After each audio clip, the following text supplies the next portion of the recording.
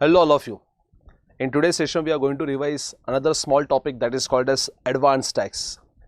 Now advanced tax के cases में if you remember generally previous year का tax we will pay in assessment year. Whatever income we earn in previous year उस previous year का tax generally हम लोग next year that is assessment year में pay करते हैं. But whenever assessee previous year का tax previous year में pay करने के liable है that concept is called as advanced tax.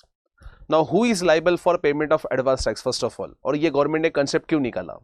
Because आप सोचो जैसे नेक्स्ट ईयर में असेसमेंट ईयर में इतना वेट करने से अच्छा प्रीवियस ईयर में थोड़ा इंस्टॉलमेंट बेसिस के ऊपर पे करोगे तो इतना ज़्यादा वो पिंच नहीं होगा. और सेकेंड गवर्नमेंट को भी तो कलेक्शन जल्दी चाहिए. इस रीज़न की वजह से गवर्नमेंट ने टैक्स का कलेक्शन जो वो प्रीवियस ईयर में ही कुछ असेसी के पास से कलेक्ट करना चालू किया है. तो जो हायर इनकम असेसी है वो हायर इनकम असेसी को क्या करना पड़ेगा? प्रीवियस ईयर का टैक्स प्रीवियस ईयर में पे करना पड़ेगा. इसको पे एज यू अर्न भी बोलते हैं. जैसे जैसे आप इनकम कमाओगे वैसे वैसे आपको गवर्नमेंट को टैक्स पे करना है. Now who is liable for payment of advance tax guys? तो गवर्नमेंट बोलती है हायर इनकम असेसी मतलब जिसकी भी टैक्स लायबिलिटी अगर 10,000 या उससे ज्यादा है उसको कंपल्सरी एडवांस टैक्स देना पड़ेगा.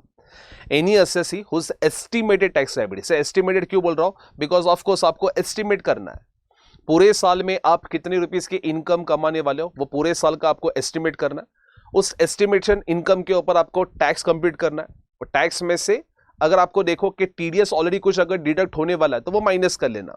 माइनस होने के बाद जो रिमेनिंग अमाउंट बचेगा that is your estimated tax liability और अब वो अगर 10,000 या उससे ज्यादा है तो आपको कंपल्सरी एडवांस टैक्स देना पड़ेगा. मैं फिर से बोलता हूँ who is liable for payment of advance tax में फर्स्ट ऑफ ऑल आपको एस्टिमेटेड टैक्स लायबिलिटी निकालना है. सर कैसे निकालेंगे एस्टिमेटेड टैक्स लायबिलिटी? पहले तो ये देखो कि आपकी टोटल एस्टिमेटेड इनकम कितनी होने वाली है, उसमें से एक्चुअल टैक्स निकालो, उसमें से अगर कोई टीडीएस डिडक्ट होने वाला है या हो चुका है वो तुम लोग माइनस कर लो. उसके बाद में बचा हुआ अमाउंट रहेगा that is called as estimated tax liability और अगर वो 10,000 या उससे ज्यादा है तो आपको कंपल्सरी क्या करना पड़ेगा? एडवांस टैक्स देना पड़ेगा. Now in case of resident senior citizen के केसेस में गवर्नमेंट आपको एडवांस टैक्स की कंप्लायंस करने की जरूरत नहीं है. लेकिन अगर सीनियर सिटीजन की पीजीबीपी इनकम है तो वैसे वाले केसेस में उनको एडवांस टैक्स पे करना पड़ेगा. तो सर नॉर्मल पर्सन में कोई भी इनकम होने दो उनको कंपल्सरी एडवांस टैक्स देना है अगर उनका टैक्स लायबिलिटी 10,000 या उससे ज्यादा है. फिर सीनियर सिटीजन के केसेस में ये चेक करो कि उनका टैक्स लायबिलिटी किस रीजन की वजह से आ रहा है. अगर पीजीबीपी इनकम है सीनियर सिटीजन की और टैक्स लायबिलिटी 10,000 या उससे ज्यादा है तो इवन सीनियर सिटीजन को भी एडवांस टैक्स देना पड़ेगा. लेकिन अगर सीनियर सिटीजन की एनी इनकम है अदर देन पीजीबीपी इनकम तो वहां पे उनको एडवांस टैक्स देने की जरूरत नहीं है. फिर नेक्स्ट एडवांस टैक्स कंप्यूट करते वक्त जैसे मैंने बोला कि आपको इनकम एस्टिमेट करना है, टीडीएस सीसीएस ऐसे कुछ नॉर्मली क्रेडिट पड़ा हुआ है या रिलीफ है 89 वाला वो सब तुम लोग को माइनस करना है. माइनस करने के बाद जो अमाउंट आएगा that is your advance tax liability. Now how to pay advance tax? Who should pay advance tax वो तो समझा सर. ना हाउ टू पे तो आपको इंस्टॉलमेंट बेसिस के ऊपर पे करना है. 15 जून तक आपको 15% टैक्स पे करना है. 15 सितंबर ऑफ असेसमेंट ईयर तक प्रीवियस ईयर तक 45% टैक्स पे करना है. फर्स्ट इंस्टॉलमेंट 15 जून है, 15 जून तक आपको 15% पे करना है, 15 सितंबर तक 45%, 15 दिसंबर तक 75 एंड लास्ट 15 मार्च तक 100% पे करना है. तो ये जो परसेंटेज है ये क्यूमुलेटिव परसेंटेज है मतलब 45 में 15 इंक्लूड है, 75 के अंदर वो ऊपर का 45 इंक्लूड है और ये 100 के अंदर ऊपर का 75 इंक्लूड है. तो अगर मैं इंडिविजुअली बात करूं तो 15 जून तक आपको 15% टैक्स पे करना है, 15 सितंबर तक एडिशनल 30% पे करना है, 15 दिसंबर तक एडिशनल 30% पे करना है और 15 मार्च तक एडिशनल 25% पे करना है. ऐसे मिलके मुझे 100% टैक्स पे करना है. 15, 30, 30, 25 या तो फिर क्यूमुलेटिव परसेंटेज की अगर बात करो तो 15, 45, 75, 100. लेकिन अगर आप प्रिजम्पटिव बेसिस के ऊपर गए हो guys, presumptive basis that is section 4480 या सेक्शन 4480 है जो प्रिजम्पटिव इनकम के ऊपर एस्टिमेटेड बेसिस के ऊपर टैक्स पे करते हैं तो उन लोग को फर्स्ट 3 इंस्टॉलमेंट एप्लीकेबल नहीं होंगे. मतलब पूरा 100% टैक्स जो है वो उनको 15 मार्च को ही क्या करना पड़ेगा? गवर्नमेंट को पे करना है. तो जो लोग भी 4480 या 4480 में गए, 4480 में बिजनेस वाले जाते हैं, 4480 में प्रोफेशन वाले जाते हैं. अगर ये प्रिजम्पटिव बेसिस के ऊपर गए तो फर्स्ट 3 इंस्टॉलमेंट उनको एप्लीकेबल नहीं होंगे. मतलब पूरा 100% टैक्स 15 मार्च को ही पे करना पड़ेगा. नाउ यहां पे प्रिजम्पटिव में और एक सेक्शन आता है 44A that is GTA truck वाले, उनको चारों इंस्टॉलमेंट एप्लीकेबल है. सिर्फ और सिर्फ बिजनेस एंड प्रोफेशन असेसी वालों को फर्स्ट इंस्टॉलमेंट एप्लीकेबल नहीं होंगे. पूरा 100% टैक्स आपको लास्ट इंस्टॉलमेंट 15 मार्च को ही पे करना है. Now sir last due date for payment of advance tax is 15 March है. बट अपना प्रीवियस ईयर तो 31 मार्च में खत्म होता है, और प्रोविजन क्या बोलता है, प्रीवियस ईयर में टैक्स पे किया वो एडवांस टैक्स है। सर मैंने 15 मार्च के बाद लेकिन 31 मार्च के पहले अगर कोई टैक्स पे कर रहा हो तो क्या उस टैक्स को भी हम लोग एडवांस टैक्स बोलेंगे? तो लॉ मेकर बोलते हैं यस, 15 मार्च के बाद भी अगर कोई आप टैक्स पे करते हो बिफोर 31 मार्च उसको भी एडवांस टैक्स कहा जाएगा। लेकिन ऑफकोर्स ड्यू डेट के बाद पे कर रहे हो उसके से आपको क्या पे करना पड़ेगा, उसके ऊपर इंटरेस्ट देना पड़ेगा। नाउ इंटरेस्ट सेक्शन 234C की पहले बात करते हैं, डिफरमेंट ऑफ एडवांस टैक्स। अभी फर्स्ट इंस्टॉलमेंट आपको कितना पे करना था, 15%, लेकिन आपने सिर्फ 10% पे किया, तो 15 और 10 मतलब शॉर्टफॉल कितना है 5%। तो वो 5% जो डिफर अमाउंट है शॉर्टफॉल, उसके ऊपर आपको 1% पर मंथ का क्या करना पड़ेगा, इंटरेस्ट देना पड़ेगा। Part of the month shall be consider as full month, तो हाफ मंथ भी होगा या 5 दिन भी होगा तो भी फुल मंथ का इंटरेस्ट कंप्यूट किया जाएगा ना। फर्स्ट 3 इंस्टॉलमेंट 15 जून से लेके 15 सितंबर, सितंबर से दिसंबर तक, मतलब यहां पे कहना से गैप जो है वो 3 मंथ्स का है। तो 15 जून से लेके 15 सितंबर 3 मंथ्स, सितंबर से लेके दिसंबर 3 मंथ्स, दिसंबर से लेके मार्च 3 मंथ्स। तो फर्स्ट 3 इंस्टॉलमेंट का आपको 3 मंथ्स का इंटरेस्ट देना पड़ेगा। लेकिन जो लास्ट इंस्टॉलमेंट है 15 मार्च से लेके 31 मार्च, हार्डली 15 डेज या 16 डेज का गैप है, तो उस लास्ट इंस्टॉलमेंट के लिए आपको 1 मंथ का इंटरेस्ट देना पड़ेगा। तो लास्ट इंस्टॉलमेंट है, लास्ट इंस्टॉलमेंट में आपका इंटरेस्ट जो एप्लीकेबल होगा सिर्फ 1 मंथ का होगा, लेकिन फर्स्ट 3 इंस्टॉलमेंट में जो इंटरेस्ट एप्लीकेबल होगा वो 3 मंथ्स का तुम लोग को इंटरेस्ट चार्ज किया जाएगा। लेकिन यहाँ पे रिलैक्सेशन भी दिया है, बिकॉज गवर्नमेंट बोलते हैं कि स्टार्टिंग में जब भी नया फाइनेंशियल ईयर चालू हुआ है इमीडिएटली इनकम एस्टिमेट करना थोड़ा बहुत डिफिकल्ट जा सकता है। तो फर्स्ट इंस्टॉलमेंट में अगर आपने सर 13% पे किया, 13% टोटल टैक्स लायबिलिटी का 13% पे किया है, तो कहने से यहाँ पे भी शॉर्टफॉल है, 2% का शॉर्टफॉल है, लेकिन हम लोग चला लेंगे, इतना नॉर्मल नेग्लिजिबल डिफरेंस लेकर चला लेंगे। तो अगर आपने फर्स्ट इंस्टॉलमेंट 12% तक भी पे किया तो भी चल जाएगा, कोई इंटरेस्ट चार्ज नहीं होगा। वैसे सेम वे सेकंड इंस्टॉलमेंट में मैं 36% या उससे ज्यादा पे कर रहा तो भी चल जाएगा। मतलब अज़्यूम करो मैंने सेकंड इंस्टॉलमेंट में 40% पे किया है, तो 40% मतलब फिर भी अभी 5% शॉर्टफॉल है, लेकिन 36% या उससे ज्यादा पे किया, इस रीजन के से कोई इंटरेस्ट चार्ज नहीं होगा। तो फर्स्ट इंस्टॉलमेंट में 12% या उससे ज्यादा पे किया तो इंटरेस्ट नहीं आएगा, सेकेंड इंस्टॉलमेंट में 36% या उससे ज्यादा पे किया तो कोई इंटरेस्ट नहीं आएगा, थर्ड इंस्टॉलमेंट में कोई रिलैक्सेशन नहीं है, और फोर्थ इंस्टॉलमेंट में कोई रिलैक्सेशन नहीं है। मतलब सिर्फ ये रिलैक्सेशन जो दिया है वो फर्स्ट 2 इंस्टॉलमेंट में दिया है 12% एंड 36% का। थर्ड इंस्टॉलमेंट में 75% प्रॉपर पे करना है, और फोर्थ में भी 100% प्रॉपर पे करना है। थर्ड इंस्टॉलमेंट में 75 के जगह पे सिर्फ 74% पे किया, सिर्फ 1% का डिफरेंस है, फिर भी वो 1% डिफरेंस के ऊपर आपको गवर्नमेंट को इंटरेस्ट देना पड़ेगा, बिकॉज थर्ड और फोर्थ इंटरेस्ट के अंदर कोई रिलैक्सेशन नहीं है। फर्स्ट और सेकंड इंस्टॉलमेंट में खाली गवर्नमेंट रिलैक्सेशन दिया है, बिकॉज थिंकिंग ये है कि जैसे जैसे ईयर कंप्लीट होते जाएगा वैसे वैसे आपको एक्चुअल इनकम वो पूरे साल में कितनी होने वाली है वो पता चलते जाएगा। तो वहां पे गवर्नमेंट ने कोई टॉलरेंस नहीं दिया है, सिर्फ फर्स्ट और सेकंड इंस्टॉलमेंट के अंदर कुछ टॉलरेंस दिया हुआ है।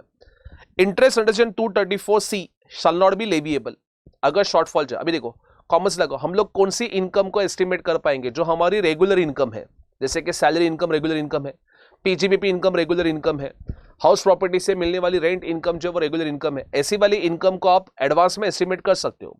लेकिन आप मुझे बोलो capital gain income, casual income, या तो फिर नॉर्मली डिविडेंड इनकम, ऐसी वाली इनकम को आप एडवांस में एस्टिमेट कर ही नहीं सकते। तो क्या कहते हैं, इनके वजह से अगर आपका टैक्स लायबिलिटी इंक्रीज हो रहा है, जैसे एग्जांपल मुझे 15 नवंबर को ऑल ऑफ सडन डिविडेंड मिला 6 लाख का, अभी 6 लाख का डिविडेंड मिला, मैंने ऐसे एस्टिमेट ही नहीं किया था कि इतना मुझे डिविडेंड मिलने वाला है, 15 नवंबर को डिविडेंड दे दिया, तो मैं बोलूं ऑलरेडी फर्स्ट 2 इंस्टॉलमेंट पे कर चुके रहेंगे, 15 जून और 15 सितंबर का इंस्टॉलमेंट आप ऑलरेडी गवर्नमेंट को पे कर चुके रहेंगे। सर वहां पे तो मैंने ये 6 लाख कंसिडर ही नहीं किया होगा क्योंकि मुझे पता ही नहीं था।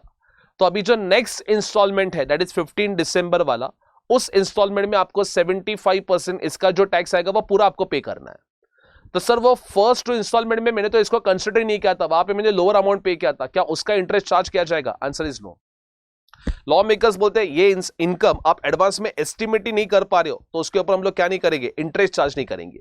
सो इंटरेस्ट 234C कौन से इनकम के ऊपर चार्ज किया जाएगा? जो रूटीन इनकम है, जो रेगुलर बेसिस के ऊपर हम लोग उसको एस्टिमेट कर सकते हैं। लेकिन जो एक्सेप्शनल इनकम है, लाइक कैपिटल गेन इनकम हो गया, विनिंग्स हो गया, डिविडेंड हो गया, या आपने बिजनेस फर्स्ट टाइम चालू किया है, देखो पीजीपी इनकम में मैं इस साल एस्टिमेट करने के लिए लास्ट ईयर को बेस पकड़ूंगा, लेकिन मैंने बिजनेस ही इस साल फर्स्ट टाइम चालू किया है, तो मैं लास्ट ईयर में बिजनेस था ही नहीं, तो बेस किसको पकड़ू? तो ऐसे वाले केसेस में अगर आपका शॉर्टफॉल है तो उसके ऊपर क्या नहीं चार्ज होगा, इंटरेस्ट चार्ज नहीं होगा। फिर इसके बारे में नेक्स्ट 234B वाला इंटरेस्ट, 234B वाला क्या, अभी जैसे 234C जो है, कैन आई से नॉर्मली ये अपना डिफरमेंट ऑफ एडवांस टैक्स है, मतलब ये प्रीवियस ईयर तक चार्ज हो रहा है, 31 मार्च तक इंटरेस्ट चार्ज हो रहा है। अभी जैसे एग्जांपल, आपने टोटल टैक्स 100% में से 84% टैक्स पे किया, मतलब 16% शॉर्टफॉल है। ये 16% शॉर्टफॉल आप कभी पे करोगे, कैन आई से प्रीवियस ईयर में पे होना चाहिए था, लेकिन आप 31 जुलाई रिटर्न फाइलिंग के वक्त पे कर रहे हो। तो अगर मतलब 1 अप्रैल से लेके 31 जुलाई उतने पीरियड के लिए भी जो टैक्स अमाउंट आउटस्टैंडिंग रहा, वो पीरियड का आपको क्या देना पड़ेगा, 234B के अंदर इंटरेस्ट देना पड़ेगा। सो 234B का जो इंटरेस्ट है ये चालू होगा अपना first day of assessment year, first day of assessment year से चालू होगा। जब तक आप टैक्स पे नहीं करते तब तक के पीरियड का क्या करना पड़ेगा, आपको 234B में इंटरेस्ट देना पड़ेगा। लेकिन यहां पे भी एक रिलैक्सेशन है, गवर्नमेंट बोलते हैं कि अगर आपने टोटल टैक्स लायबिलिटी का 90% या उससे ज्यादा already advance tax previous year में पे कर दिया है, टोटल टैक्स का 90% या उससे ज्यादा already in the form of advance tax previous year में पे कर दिया है, तो फिर आपका 234B के अंदर कोई इंटरेस्ट नहीं लिया जाएगा। अगर 90% से कम पे किया है तो वो शॉर्टफॉल अमाउंट के ऊपर आपको क्या करना है, इंटरेस्ट पे करना है। ये सेक्शन था अपना 234B के अंदर। तो ये दो पॉइंट तुम लोग को नॉर्मली याद रख रहे हैं इंटरेस्ट के point of view, 234C and 234B। तो एक बार फिर से मैं क्विकली रिकैप करवाता हूं। सबसे पहले तो who is liable for payment of advance tax, any assessee जिसका एस्टिमेटेड टैक्स लायबिलिटी 10,000 या उससे ज्यादा है, उसको कंपल्सरी एडवांस टैक्स देना पड़ेगा। इवन 10,000 है तो भी देना पड़ेगा। How to compute advance tax liability guys, पहले तो टोटल टैक्स निकालो, उसमें से अगर कोई टीडीएस या रिलीफ या कोई एमटीए बेसिकली वो सब तुम लोग माइनस करोगे, उसके बाद में जो अमाउंट आएगा that is called as your estimated tax liability. वो अगर 10,000 या उससे ज्यादा है तो आपको कंपल्सरी गवर्नमेंट को क्या पे करना पड़ेगा, एडवांस टैक्स पे करना पड़ेगा। अभी सर एडवांस टैक्स जो पे करना है वो सारे असेसी को पे करना है एक्सेप्ट सीनियर सिटीजन। लेकिन सीनियर सिटीजन की अगर, क्योंकि सीनियर सिटीजन को थोड़ी ना ये सब इंस्टॉलमेंट और ये सब इतना टेक्निकल कंप्लायंसेस करवाएंगे, लेकिन सीनियर सिटीजन की अगर पीजीबीपी इनकम है तो प्रॉपरली अभी भी नॉर्मली बिजनेस कर रहे, एक्टिव इनकम कमा रहे, वैसे वाले केसेस में इवन सीनियर सिटीजन को भी क्या करना पड़ेगा, एडवांस टैक्स देना पड़ेगा। Now what are the due dates for payment of advance tax. First installment 15 June, 15 जून को 15%, 15 सितंबर को 45, 15 दिसंबर को 75 एंड 15 मार्च तक 100%। लेकिन 44AD एंड 44ADA असेसी को फर्स्ट इंस्टॉलमेंट एप्लीकेबल नहीं होगा, पूरा 100% टैक्स आपको लास्ट इंस्टॉलमेंट में पे करना है। 44A जो ट्रक वाले हैं, जीटीए वाले, उनको ऑल 4 इंस्टॉलमेंट्स एप्लीकेबल रहेंगे। लास्ट इंस्टॉलमेंट का ड्यू डेट ऐसे तो 15 मार्च है, लेकिन 15 मार्च के बाद भी अगर आप कोई टैक्स पे करते हो 31 मार्च के पहले, इवन उसको भी एडवांस टैक्स ही कहा जाएगा। लेकिन as I told you, delay in payment के लिए आपको 234C में उसका क्या देना पड़ेगा, इंटरेस्ट देना पड़ेगा। 234C में इंटरेस्ट का रेट क्या है, 1% पर मंथ और पार्ट डे ऑफ, जितना भी शॉर्टफॉल अमाउंट है उसके ऊपर इंटरेस्ट देना है। फर्स्ट 3 इंस्टॉलमेंट में 3 महीने का इंटरेस्ट चार्ज किया जाएगा और लास्ट इंस्टॉलमेंट में 1 महीने का इंटरेस्ट चार्ज किया जाएगा।